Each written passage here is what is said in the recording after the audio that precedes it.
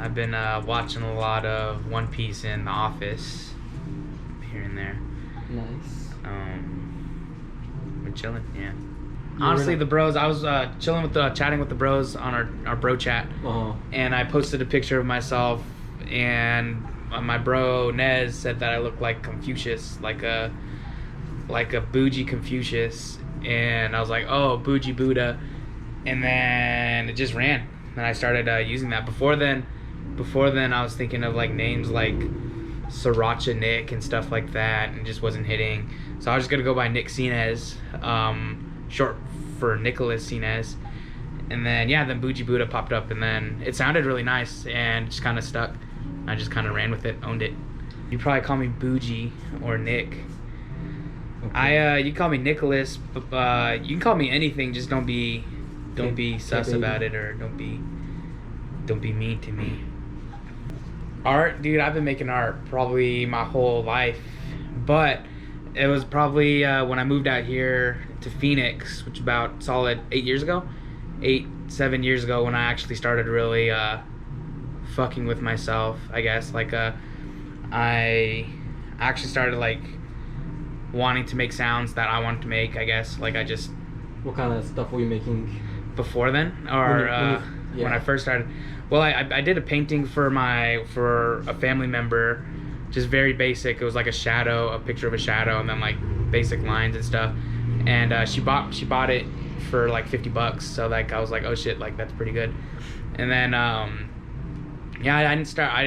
didn't pick up painting again until like I had my own place, until I had my own like supplies. And then I just pushed out a bunch of work. Not a bunch of work. I don't know. It kind of comes in waves. Like sometimes it's like a bunch of shit comes out all at once, and then other times I'll be, nothing will happen, and I won't feel like making anything for the longest time. Making art, dude, I've been making art probably my whole life, but it was probably when I moved out here to Phoenix, which about solid 7 years ago, when I actually started really fucking with myself, I guess. Like I actually started like wanting to make sounds that I wanted to make, I guess. Like I just... What kind of stuff were you making before then, or when I first started? Well, I did a painting for a family member, just very basic. It was like a picture of a shadow, and then like basic lines and stuff. And she bought it for like $50. So like I was like, oh shit, like that's pretty good. And then I didn't pick up painting again until like I had my own place, until I had my own like supplies. And then I just pushed out a bunch of work. Not a bunch of work. I don't know. It kind of comes in waves. Like sometimes it's like a bunch of shit comes out all at once, and then other times I'll be, nothing will happen, and I won't feel like making anything for the longest time. But yeah, so like 7 years ago, I would say 7-8 years ago, for the art, at least for like painting and stuff, I've always doodled. I'd like to doodle, and in high school I would like doodle things. But after, I don't know, like I started looking at like abstract paintings and stuff, like the Basquiat dude, the Basquiat, whatever his name is, the Basquiat dude. And it was just like, oh dude, like this kind of art is really nice, because like it's just, I don't know, I could do anything. Like I don't have to pay. Because the thing I hated was when I would paint and it didn't like come out how I wanted it, like how I would see it in my head, and that would get me all like peeved out about painting. But with rapping and stuff, well, not even rapping, with music wise, I've always grown up with music, with my dad, church. So I always grew up with music, but it wasn't until my senior year in high school. I had a couple of friends, Carissa and Ian, that we would play instrumentals back when instrumentals were like fundamentally starting out, like the type beats were happening, and we would just freestyle, and I used to get gassed up about it, and so I would like use that as like a character at like parties and stuff, like, oh yeah, I can rap, but it was just very basic ABC rap. It was like cat hat. And then and then when I moved out here, I was trying to rap, but I didn't really like, I don't know, I was trying to write more, because I could freestyle, I can freestyle for forever. But when it came down to writing stuff, I wasn't able to write fast raps and stuff. Like, and it just wasn't, I don't know, it just never really was what I wanted to make, if that makes sense. Like, rapping, I love rap's there, but I also grew up with a lot of indie music, a lot of alternative music, and I feel like that, I feel way more comfortable making music like that versus rap music necessarily. But yeah, so it's only been recent though that I've actually really buckled down with myself. Yellow Days, Dominique Pike, always big influence would be The Outkast, always, even in current time. Yeah, more modern baseball, definitely, when it just comes to flow. And yeah, it just varies. A lot of artists I can't name. With one of the songs we have, I like to call it a bedroom rap, where it's like it's on the borderline of rap and indie music. Like, it's you still got rap flows, you still got rap instrumentals and stuff, but then the flow and the style is more indie, or more not hippie-ish, but like more just more in depth, I guess, like, or more not, I don't know, I want to be able to say like two sentences that don't make any sense but like still kind of make sense, like, I don't know, like a little more abstract. Like, I would want to be able, abstract with my words. Yeah, like I would want to be able to say like, oh, I was talking to the wall, and my cat told me to chill or something, and it like flow right. I'm more or less care more about my flow now than I do with necessarily the amount of words I'm saying or what I'm saying. Okay. So Frank Ocean probably definitely a big influence on that too.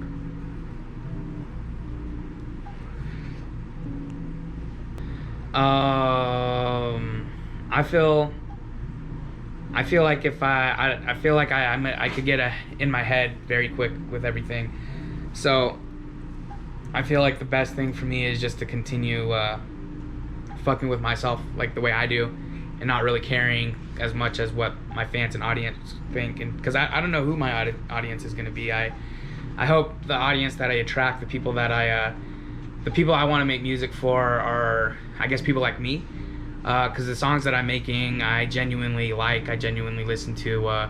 It's just kind of where I am in my headspace, where I am currently in life, and I feel like I can hopefully attract other people that are either lost or trying to like make it out, you know, or not even make it out, just kind of like make sense of all this going on. So currently I'm trying to navigate what I'm doing. I feel like a lot of people my age are in this fuzzy area, 20s, the big 20s, of like trying to figure out what they want in life and like what they're going to be doing for the rest of their life, and I feel like I fit into that too. But at the same time, I don't know, like, it's just, I don't know, like, you'll hear it, I don't know a lot of the time, and I'm in my head a lot, and that's where I usually am in my writing and stuff, is up in my head. I feel like what makes me different is my character, meaning I'm more what makes me different, yeah, I'm a genuine person. I feel like at least I try to be. My music will speak for that. I just want to be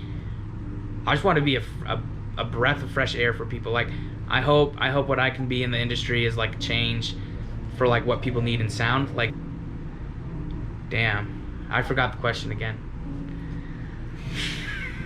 What makes you different from other artists that you hear, like on the radio or on Spotify? My message, definitely. What makes me different is definitely gonna be my message. It's more personal. So I feel like that sets me apart. With flows, definitely too, can be a lot of just different. I feel like it's just gonna be a different voice. It's gonna be from me, and you're gonna hear me. And I'm an interesting person, you'll come to find. And my music it'll show with my music. And I feel like that's how I'm different. I feel like I have a genuine message that I want to say, and I feel like I can lead, at least if not myself, but a group of people to like some sort of sanity or some sort of like peace with things. not with my music than with my personality or who I am. Yeah, I got, it's crazy. I'll have these little bursts of ideas with my homies, with Jay, the producer, and yeah, we'll think about a bunch of ideas all at once. So we have the Lost Souls tapes, which I feel it's gonna be more rap, more not emo rap, but more just very to the core, if not punk. I plan on like working with more artists that are just deeper messages, I guess, just more not hate, but like not hate, just more or less like with a bolder message, I guess. Like just you'll hear it, like certain artists they just have bolder messages and they're more, not angry, but it's just the more bold stance on things. And so I have the Lost Souls tape, and then I'm working on a project with Juice, Jason the producer guy, hey, Boujee Juice project, where it's crazy. We'll get into session, we'll hatch out a beat, and it just sounds really good, like just naturally. I don't know, I love what I do. I think he loves what he does, and it shows. I really do believe it shows. Your love shows. Mm-hmm. And the sound, it just sounds good. It's feel good music, I feel. I can't wait. It's a lot of trial and error, and it's a lot of frustrating times. I'll think I have my recordings down, and then I'll listen back to it, and I notice that there's a lot of flaws in like what I'm spitting. So then I have to sit with that, and then sometimes it discourages me for weeks, and a song will get pushed back. So that's where it's currently at. Yeah, by September I want to release a project called Nick, just kind of based around where I'm at, who I am as a person. Don't plan on having any features. It's just gonna be more based on how I feel in my current headspace in life. And it's probably one of the projects I'm most excited about. We have a group project more likely coming out later in the year as well, and a lot of fast-paced, how would you say it, punchy songs. You can Get Up Out of My Way. It's just very bold stances and flows versus what I'm doing with the Nick project. But it's all coming together. I have a bunch of different sounds I feel like that I'm trying to plug into at different times, and it's definitely vibey. Whenever the vibe hits, that's when it hits, and that's when I run it. So it's just kind of, a lot of it's trying not to overthink it, and a lot of it's wanting it to sound good for myself, so I can hear it and like fuck with it. And it happens. It's just, it takes time, but I think I got it down to where I can start pushing out shit quicker. Not quicker, but like the quality is nice. If you enjoyed this interview, if you enjoyed me, if you want to hear more from me, you should subscribe to our YouTube channel that this is uploading on. We'll probably be posting way more as time comes, and yeah, I hope to hear from you guys. So like it. I want you to indulge in it. I want you to repeat it. I want you to play it for your friends. I want you to play it for your mom. I want you to play it. I want you to play it for your dad even. Play it to who you think wants to hear it. I'm open to letting anybody hearing it. I hope you enjoyed, and subscribe. Definitely subscribe. And the link's in the bottom of the video. So roll with me. If I fuck with you, then you fuck with me.